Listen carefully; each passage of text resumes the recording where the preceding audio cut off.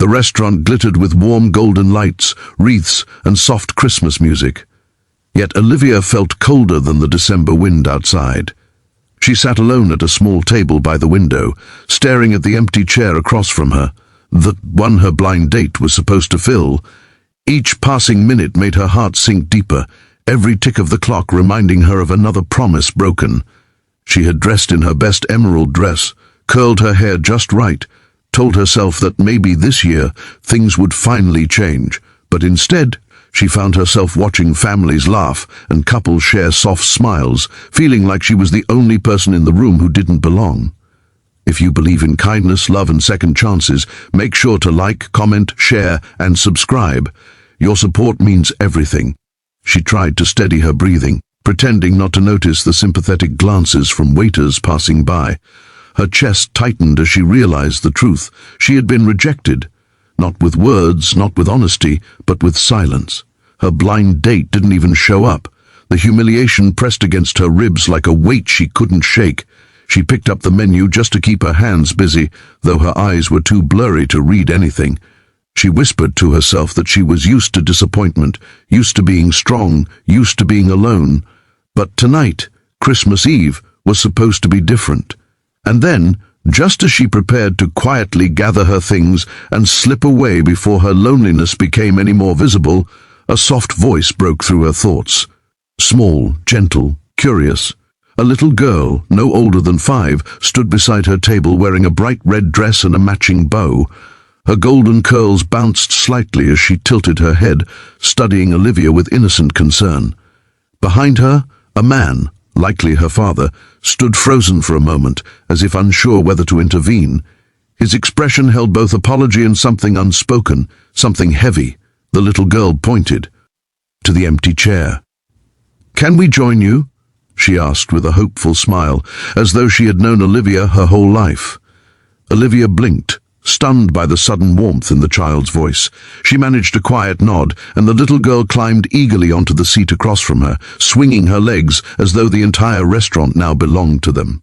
The man approached slowly, still hesitant, and Olivia could see a deep tiredness behind his gentle eyes.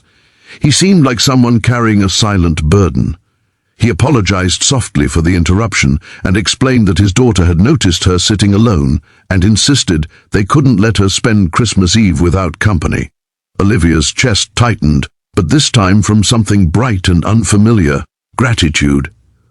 They began talking in small, careful steps, just sharing little pieces of their lives. Olivia learned that the man was named Ethan, though he didn't offer many details about himself, and the girl, Emma, was a burst of joy too big for her tiny body. Emma asked questions with no filter, complimented Olivia's dress, and giggled whenever Ethan tried to gently shush her. In those moments, Olivia felt a warmth she hadn't felt in years, as if the universe had noticed her breaking and sent 2 strangers to hold the pieces together.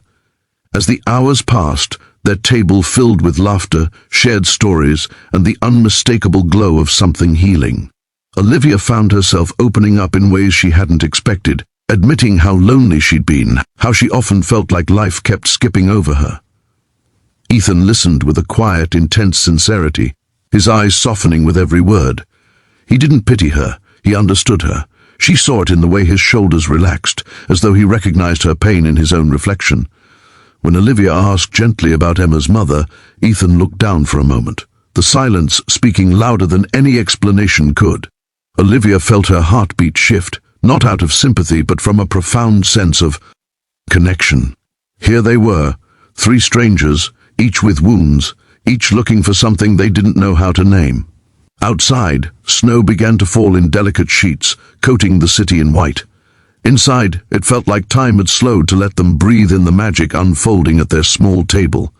Emma began to grow sleepy, leaning against her father's arm, her little fingers still clinging to the edge of the table as though afraid to let the moment end. Olivia wished the night could stretch on forever, but eventually the restaurant began to close, and the evening drew to its inevitable end. Ethan stood up, lifting Emma gently into his arms.